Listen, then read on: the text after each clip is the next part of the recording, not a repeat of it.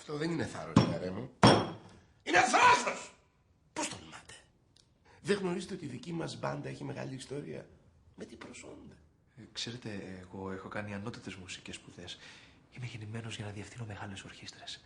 200 βιολιά, 150 έχορδα, 20 όμποε. Έξω! Πώς το είπατε αυτό? Έξω!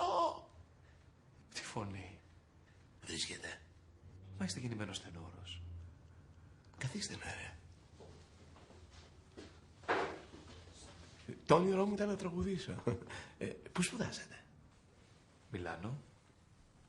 Λοιπόν, θα σας παραχωρήσω την μπάντα υπό έναν όρο. Δεν θα παίζετε Θεοδωράκη, Χατζηδάκη, Ξαρχάκο, Μαρκόπλου, Κηδικά και Λαϊδόνη. Μα εγώ δεν έχω σχέση με λαϊκά άσματα.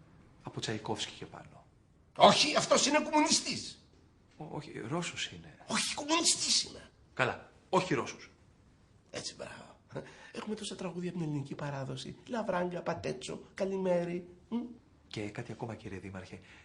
Θα ήθελα και ένα μέσο για τις μετακινήσεις μου. Ξέρετε, το κύρος του μαέστρου. Θα φροντίσουμε τι γι' αυτό. Κοντζά μαέστρο θα τον αφήσουμε στον ποδαρόδρομο. Το πουλί είναι διαχειρός...